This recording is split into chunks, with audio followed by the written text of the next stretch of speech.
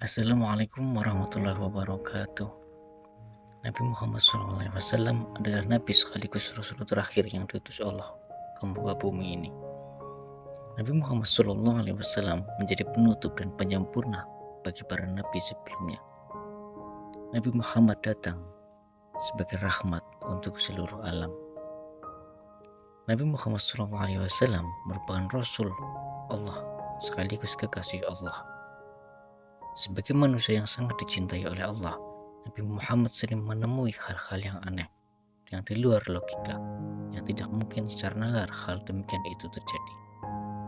Namun karena kehendak Allah menunjukkan kebesaran, kekuasaan, dan juga menjadi suatu bentuk keistimewaan, kenabian, dan kerasulan Nabi Muhammad SAW.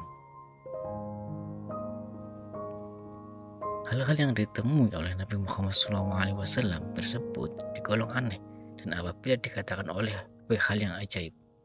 Begitu juga yang dialami Rasulullah SAW pada masa itu. Beliau menemui hal aneh di luar nalar. Dan demikianlah daftar keajaiban dan keanehan yang dialami Rasulullah SAW yang jarang kita ketahui. Kisah yang pertama adalah kisah tangis tiang masjid yang berasal dari batang kurma. Dari Jabir bin Abdillah, ia berkata, jika Rasulullah SAW berkhutbah, beliau bersandar kepada batang kurma di salah satu tiang masjid.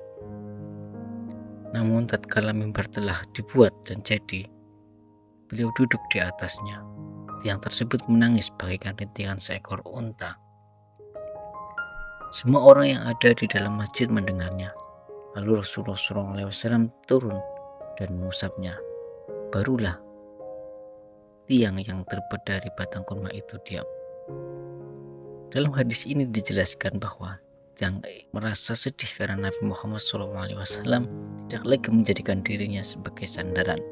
Mendengar tangisan tiang tersebut, Rasulullah mengusapnya agar berhenti. Kedua, kisah batu yang memberi salam kepada Rasulullah SAW. Kisah menarik yang kedua adalah berasal dari batu yang memberi salam kepada Nabi Muhammad SAW. Kisah ini berawal dari ketika Rasulullah SAW masih berada di Makkah sebelum diangkat menjadi Nabi. Ada batu yang memberi salam kepada Nabi. Tentu saja hal ini menjadi unik dan aneh, sebab batu adalah benda yang tidak bisa berbicara. Rasulullah SAW mengetahui hal tersebut tentang batu yang memberi salam kepadanya. Akan Jabir bin Samrah, ia berkata bahwa Rasulullah SAW bersabda, sesungguhnya aku mengetahui sebuah batu di Makkah memberi salam kepadaku sebelum aku diangkat menjadi Nabi. Sesungguhnya aku mengetahuinya sampai sekarang. Hadis riwayat Muslim. 3. Kisah pohon yang berjalan kepada Nabi Muhammad SAW.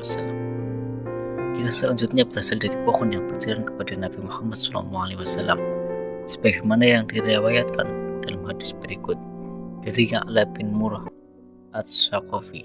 Ia berkata bahwa ketika kami bersama Nabi Muhammad SAW dalam suatu perjalanan, kami berhenti di suatu tempat. Lalu Rasulullah SAW tidur. Tiba-tiba datang sebatang pohon berjalan membelah bumi sampai menaungi Nabi Muhammad SAW. Kemudian ia kembali lagi ke tempat semula tatkala Rasulullah SAW bangun. Aku sebutkan hal tersebut kepada beliau. Beliau berkata, ia adalah pohon yang meminta izin kepada Tuhannya untuk memberi salam padamu. Lalu Allah mengizinkannya. 4. Kisah batu Khandaq. Kisah selanjutnya adalah kisah batu Khandaq. Berkata Amr bin Auf, Rasulullah SAW menggariskan kepada kami Khandaq atau parit yang dalam. Itu perang Ahzab. Ditemukan sebuah batu besar putih yang bulat. Batu tersebut tidak bisa dihancurkan, bahkan membuat alat-alat kami patah. Maka kami menyebutkan kepada Rasulullah SAW. Lalu Rasulullah SAW mengambil linggis dari Sri Salman Al-Farisi. dan beliau memukul batu tersebut dengan sekali pukul. Maka batu tersebut terbelah dan mengeluarkan cahaya yang menyinari kota Madinah, bagaikan sinar lampu di malam hari yang gelap gulita. Lalu Rasulullah SAW bertakbir, dan kaum muslimin pun ikut bertakbir. Kemudian dipukul lagi untuk kedua kalinya, maka batu tersebut terbelah dan mengeluarkan cahaya yang menyinari kota Madinah. Rasulullah SAW bertakbir, dan kaum muslimin pun bertakbir.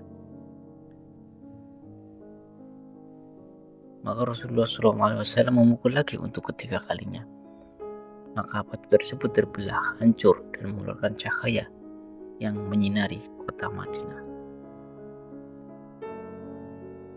5. Pohon yang menunduk ketika Rasulullah SAW berhenti dalam perjalanan. Para ulama sejarah Nabi menyebutkan bahwa saat Rasulullah SAW dan pamannya Abu Thalib dalam perjalanan ke negeri Syam, ketika keduanya dalam perjalanan, mereka senantiasa dilindungi oleh awan. Tidak hanya itu, ketika keduanya berhenti di sebuah tempat di dekat rumah seorang rahib atau pendeta, Rasulullah SAW disuruh pamannya untuk menunggu barang dagangannya di pinggir jalan. Tiba-tiba saja rahib tersebut melihat sebatang pohon menunduk ke arah Nabi Muhammad SAW dan menaunginya dari panas terik matahari. Saat melihat hal tersebut, rahib berkata dalam hatinya, sesungguhnya ini tidaklah terjadi kecuali kepada seorang nabi. Lalu rahib itu mengajak Rasulullah SAW mampir ke rumahnya dan menyuruh Abu Thalib membawa Nabi SAW cepat-cepat pulang ke Mekah. Ia berkata, anak ini akan memiliki kemuliaan. Jika orang-orang Yahudi mengetahuinya, maka mereka akan membunuhnya. Rahib itu pun mengetahui hal tersebut dari kitab Taurat dan Injil yang dimilikinya. 6. Pohon Hudaybiyah membawa ketenangan. Kisah selanjutnya berasal dari sebuah pohon yang bernama pohon Hudaybiyah. Allah Azza wa Jalla berfirman dalam Quran yang artinya,